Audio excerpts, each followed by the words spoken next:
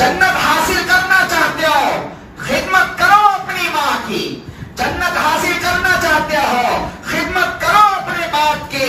قسم بخدا یہ وہی ماں ہے، یہ وہی ماں ہے جو ہمارے خاطر تکلیف برداشت کی تھی۔ ہے کوئی ایسا انسان جو اپنے ساتھ ہمیشہ 2-3 کلو کی چیز ہمیشہ اپنے ساتھ اٹھا کر پھرنے کی طاقت رکھتا ہے؟ 2-3 دن کم سے کم زیادہ سے زیادہ 2 کلو کی 3 کلو کی چیز شاید اپنے ساتھ اٹھا کر وہ برداشت کرے گا۔ یاد رکھو وہی ماں ہے جس نے 9 مہینے تک ماں اپنے پیٹ کے اندر رکھ کر بوجھ کو برداشت کیا، کبھی بھی تکلیف محسوس نہیں کی، کبھی بھی بیزار نہیں ہوئی، کبھی بھی تنگ نہیں آئی۔ اپنی محبت میں، اپنے بچے کی محبت میں 1 دن نہیں، 2 دن نہیں، 1 مہینہ نہیں، 2 مہینہ نہیں، بلکہ 9 مہینے تک اپنے پیٹ کے اندر رکھ کر وزن کو برداشت کیا۔ اللہم صلی علی سیدنا محمد۔ والدین کا نافرمان، ماں باپ کی نافرمانی کرنے والا اللہ تعالیٰ اس کو بھی اس رات معاف نہیں فرمائیں گے۔ اور آج کل تو یہ عام ہو گیا، نوجوان بچے کیا تھوڑی طاقت ہاتھوں میں آ گئی، کیا تھوڑی جوانی اپنے اندر آ گئی، ماں پر ہاتھ اٹھا رہے، باپ پر ہاتھ اٹھا رہے، زبان دراز ہے، باپ کو ایسی باتوں میں بات کرتے گویا کہ وہ غلام ہے، نوکر ہے، باپ ماں سے ایسی بات کرتے گویا کہ وہ نوکرانی ہے۔ حالانکہ قرآن کہتا ہے وَلَا تَقُلْ لَهُمَا اُفٍّ، ماں باپ کو اف تک نہ کہو، ماں باپ کو اف تک نہ کہو۔ یہاں تک کہ علماء نے لکھا ہے اف کا مطلب یہ ہے کہ اگر ماں باپ میں سے کوئی ایک بوڑھے ہو جائیں، بستر پر پڑ جائیں، پیشاب پاخانہ بستر پر ہو رہا ہو اور باپ کا پیشاب پاخانہ صاف کرنے کے لیے بچہ آگے بڑھا، اپنے ہاتھ سے صاف کر رہا ہے، اس حالت میں بھی زبان سے اف نکل گیا تو نافرمانی میں شامل ہوگا۔ اس وقت سوچنا چاہیے، اس وقت دماغ میں یہ بات لانی چاہیے، ایک وقت میرا بھی تھا، میں بھی چھوٹا سا بچہ تھا، میں بھی پیشاب کر دیا کرتا تھا، پیخانہ ہو جایا کرتا تھا، تو کبھی ماں نے میرا پیشاب پیخانہ صاف کرتے وقت اف تک نہیں کہا، میرا باپ پیشاب پیخانہ صاف کرتے وقت اف تک نہیں کہا۔ شریعت یہ کہتی ہے کہ اولاد جب ماں کی خدمت کر رہی ہو اس وقت بھی اگر اف کہہ دے تو یہ بھی نافرمان ہوگا۔ لیکن یہاں پر ایک بات سمجھیں، ماں باپ کی نافرمانی ایک ایسا گناہ ہے، اس کی سزا نقد دنیا میں اللہ تعالیٰ عطا فرماتے ہیں، اس کی سزا نقد اللہ تعالیٰ دنیا میں عطا فرماتے ہیں۔ کئیوں واقعات اس کے، ایک کتاب ہے والدین کی اطاعت و نافرمانی واقعات کی زبانی، اس کتاب کے اندر یہ واقعہ لکھا ہوا ہے کہ ایک نوجوان تھا، اس کی ماں بوڑھی ہو گئی تھی، اب اس نے محبت کی شادی کی، اور آج کل تو یہ رواج عام ہو گیا کہ ہر کوئی محبت کی شادی کر رہا ہے، من پسند، اگر ماں باپ قبولے نہیں تو بھاگ جانے گا سے تیار، ماں باپ کو چھوڑنے تیار، گھرانے کو چھوڑنے تیار، اندھی محبت کو حاصل کرنے کے لیے، عارضی محبت کو حاصل کرنے کے لیے۔ ماں باپ کی نافرمانی کے لیے بھی آگے بڑھ جاتا ہے نوجوان اندھی محبت میں.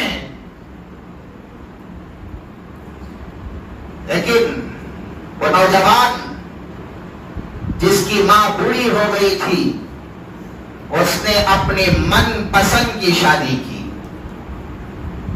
شادی ہو گئی, بہو گھر آئی. اب چند مہینے کے بعد ماں بیمار پڑ گئی, مرگی کی بیماری ماں کو ہو گئی. ساتھی بیٹھ جائے, بھی جانے کی فکر نہ کریں. ماں باپ کا قصہ اٹھائے تو سب آ گیا. آ جاؤ, کیا آپ کو ضرورت نہیں؟ آ جاؤ, بات ملائیں گے, آ جاؤ. یہ ضروری ہے, خاص کر نوجوانوں کو میں کہہ رہا ہوں کہ اشد ضرورت ہے. آج کے اس ماحول میں, آج کے اس معاشرے میں نوجوانوں کے لیے ماں باپ کا عنوان یہ بہت ہی قیمتی ہوتا ہے. بہرحال کوئی جانے کی فکر نہ کرے بھائی, آخر میں آپ کے لیے وقت دیا جائے گا, آپ جا کر لے کر آ سکتے ہیں. بہت ہی عبرتناک سبق آموز واقعہ ہے جو کیا ہے, توجہ چاہتا ہوں. نوجوان تھا, من پسند کی شادی کی اور اپنی بیوی کو گھر لے کر آیا. چند مہینے گزرے, ماں کو مرگی کی بیماری لگ گئی. مرگی کی بیماری کہتے ذہنی بیماری, جس کے اندر بے ہوشی بہت زیادہ ہوتی ہے. اب ماں جب اس بیماری کے اندر کیا ہے پڑ گئی, اب بہو چند دن خدمت کرتی رہی. جب بیماری اور زیادہ بڑھ گئی تو کبھی ماں بے ہوش ہو کر گر جایا کرتی تھی اور کبھی زیادہ بیماری کی وجہ سے کہیں گر جایا کرتی تھی. تو اب یہ اپنے شوہر سے کہنے لگی کہ دیکھو, اب تک میں نے تمہاری اماں کی خدمت کی, اب مجھ سے نہیں ہو سکتا, اب مجھ سے نہیں ہو سکتا. یا تو اس گھر میں میں رہوں گی یا تمہاری اماں رہے گی, فیصلہ آپ کا. یہ محبت جس کی چکر میں شادی کرتے اکثر نتیجے ایسے نکلتے. چند دن کیا ہے اچھے دکھتے, اس کے بعد اپنی اصلیت پر آ جاتے. لیکن ماں باپ جو رشتے تلاش کرتے ہیں وہ اولاد کی بھلائی دیکھ کر, وہ یوں ہی نہیں دیکھتے. ان کے بال ایسے ہی سفید نہیں ہو گئے, تجربات ان کے سامنے ہوتے ہیں, حالات سے وہ واقف ہوتے ہیں, حالات کو پہچانتے ہیں. کوئی ماں باپ اپنے اولاد کے لیے برائی نہیں چاہتے, ہر ماں باپ اپنے اولاد کے لیے بھلا چاہتے ہیں, ان کے لیے خیر چاہتے ہیں کہ میری اولاد صحیح سالم رہے, جہاں کہیں بھی رہے خوش رہے. لیکن بیوی کہنے لگی اب اس سے نہیں ہو سکتا, اس گھر کے اندر یا تو میں رہوں گی یا تو تمہاری اماں رہے گی. اب محبت کا اندھا تھا. چند لوگ تو وہ ہوتے ہیں جو گھر والی کے غلام بن جاتے ہیں. لیکن میں یہ نہیں کہتا کہ رائے مشورہ ان سے نہ لو. بیوی کی بات سن کر ماں باپ کی نافرمانی میں کر اتر جاتے ہیں, نافرمانی کرنے کے لیے آگے بڑھ جاتے ہیں, یہ تو صحیح میں غلام ہوتے ہیں. اور یہ محبت کا اندھا تھا, محبت میں پھنسا ہوا تھا. اس نے کہا بیوی سے آپ فکر مت کرو, میں اپنی ماں کو مار دوں گا. وقت کا موقع کی تلاش میں تھا.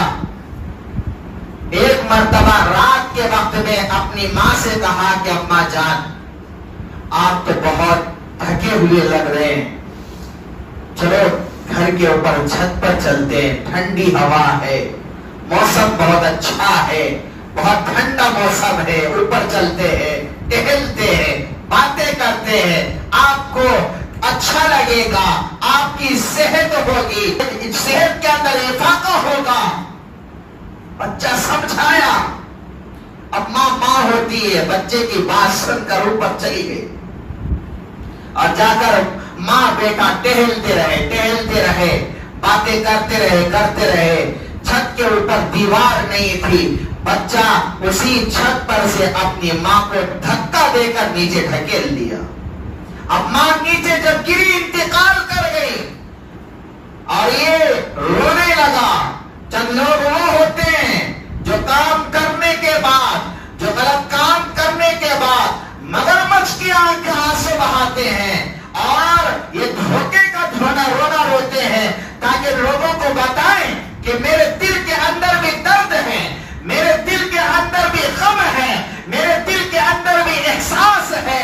حالانکہ ان کے دل کے اندر کوئی درد نہیں ہوتا، ان کے دل کے اندر کوئی احساس نہیں ہوتا، ان کے دل کے اندر کوئی غم نہیں ہوتا. اب یہ مگرمچھ کی آنسو بہاتے ہوئے رو رہا تھا، بلبلا رہا تھا. لوگ جمع ہو گئے اور سب لوگوں نے اس کو دلاسا دیا. بہرحال ماں انتقال کر گئی، جنازہ پڑھایا گیا، اس کو دفنا دیا گیا. ادھر بیوی خوش، ادھر راحت مل گئی شوہر کو. لیکن بہرحال چند مہینے گزرے، جو بیماری ماں کو لگی تھی مرغی کی، وہی بیماری بچے کو لگ گئی. اب مرغی کی بیماری کے اندر یہ پڑ گیا اور میاں بیوی کے درمیان انبنیں شروع ہوئی. چند دنوں تک بیوی خدمت کی اور چند دن گزرنے کے بعد یہ بیزار ہو گئی اور کہا کہ میرا آپ کے ساتھ رہنا مشکل ہے، اور اس نے خدا لے کر گھر چھوڑ کر چلی گئی. جو ان کا بچہ ہوا تھا وہ اس بچے کو بھی ساتھ لے کر چلی گئی.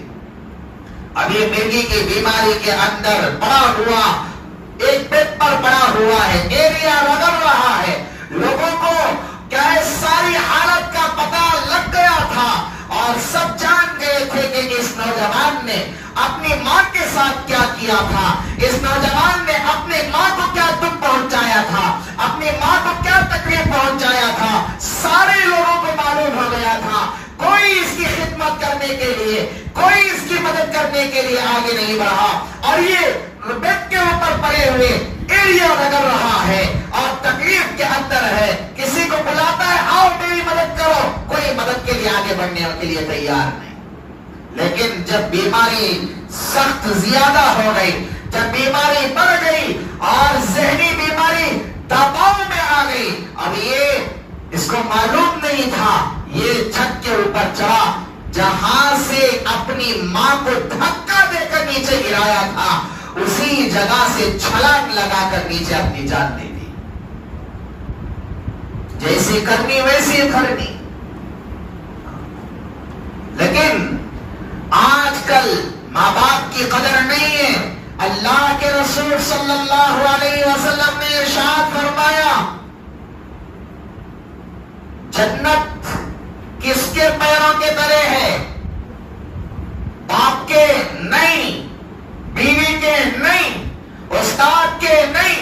اللہ کے رسول صلی اللہ علیہ وسلم نے ارشاد فرمایا الجنت تحت اقدام الامہات، جنت ماں کے قدموں تلے ہے.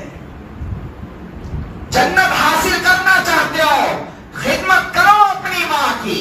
جنت حاصل کرنا چاہتے ہو، خدمت کرو اپنے باپ کی. قسم بخدا یہ وہی ماں ہے، یہ وہی ماں ہے جو ہمارے خاطر تکلیف برداشت کی تھی.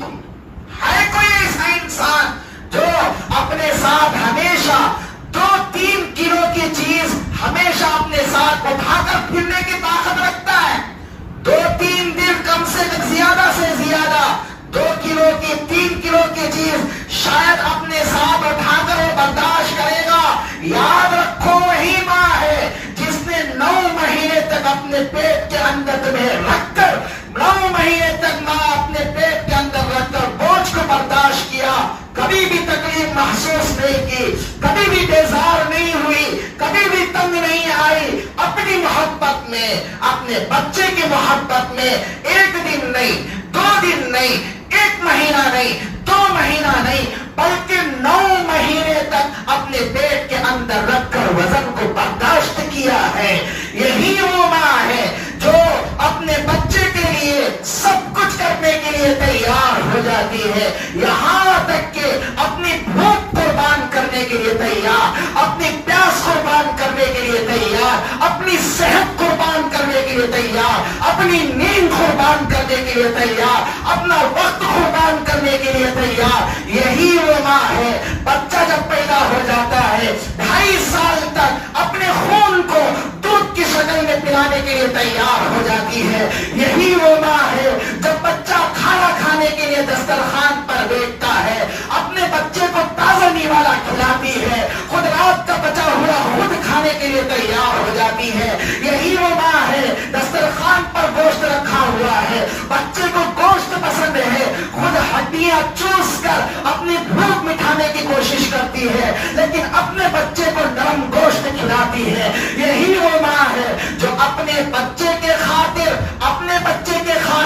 2-3 بچے ہو گئے، چھوٹے چھوٹے بچے ہیں، شوہر کا انتقال ہو جاتا ہے، ابھی عمر بہت کم ہے، جوانی کی دہلیز ہی ہے، لیکن لوگ کہتے ہیں ابھی عمر آپ کی کم ہے، دوسری شادی کر لو، دوسرا نکاح پڑھوا لو، لیکن ماں کہتی ہے نہیں، میرے بچوں کی زندگی ہے، میرے بچوں کی اگلی زندگی کہیں تاریک نہ ہو جائے، کہیں اندھیری نہ ہو جائے، میں اپنی جوانی کٹا کر اور اپنی جوانی کو لٹانے کے لیے تیار ہو، اپنے بال سفید کرنے کے لیے تیار ہو، اپنی جوانی گوانے کے لیے میں تیار، اپنی جوانی قربان کرنے کے لیے تیار، لیکن اپنے بچوں کے لیے دوسرا نکاح کرنے کے لیے تیار نہیں۔ یہ وہی ماں ہے جو جب بچہ بڑا ہوتا ہے، اسکول جانے لگتا ہے، اسکول کے اندر امتحان کا وقت ہوتا ہے، بچہ اندر گیا، اسکول کے اندر امتحان لکھ رہا ہے، ماں باہر دھوپ میں کھڑے ہو کر بچے کا انتظار کرتی ہے،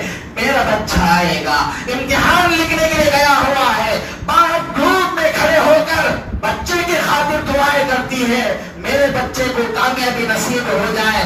جب وہی بچہ امتحان لکھ کر باہر آتا ہے، ماں ہاتھ میں جوس لے کر کھڑی ہوتی ہے، اپنے بچے سے کہتی ہے کہ بیٹا تو تھک گیا ہے، لکھ لکھ کر تو تھک گیا ہے، تو یہ جوس پی کر اپنی پیاس مٹا دے۔ حالانکہ ماں پسینے کے اندر چور چور ہے، دھوپ میں کھڑی ہو کر تھکی ہوئی ہے، خود پینے کے لیے تیار نہیں، اپنے بچے کو پیاس بجھانے کے لیے تیار بڑھ جاتی ہے۔ یہی وہ ماں ہے جو اپنے بچے کے خاطر اسکول کی فیس بننی ہے، گھر کے اندر کوئی مرد نہیں، گھر کے اندر کوئی ذریعہ نہیں، گھر کے اندر معاش کا کوئی ذریعہ نہیں۔ یہی وہ ماں ہے اپنے بچے کا سہارا بننے کے لیے گھر گھر جاتی ہے، وہاں پر برتن مانجتی ہے، وہاں پر کھانا بہاتی ہے، اپنی ہتھیلی کی یہ خوبصورتی اولاد کے لیے ختم کر دیتی ہے، اپنی جوانی کی طاقت اولاد کے لیے قربان کر دیتی ہے، اپنے چہرے کی خوبصورتی اولاد کے لیے قربان کر دیتی ہے۔ یہی جب جوانی کی دہلیز پر بچہ پہنچ جاتا ہے، اگر کسی کو گھر سے نکالتا ہے، سب سے پہلے وہی ماں باپ کو گھر سے نکالتا ہے۔ تو میرے بھائیوں یہ ماں باپ یہ ایسی نعمت ہے، ہر ایک کو دنیا کے اندر دوسری نعمتیں مل سکتی ہیں، لیکن ماں باپ کی نعمت صرف ایک مرتبہ ملتی ہے، جب وہ نعمت ہاتھ سے چھین جاتی ہے، لاکھ کوشش کر لیں لیکن ماں باپ جیسی نعمت کبھی نہیں ملے گی۔ اور آج کل یہی نوجوان وہی ماں باپ اپنے بچے کے خاطر باپ دھوپ میں جاتا ہے، اپنی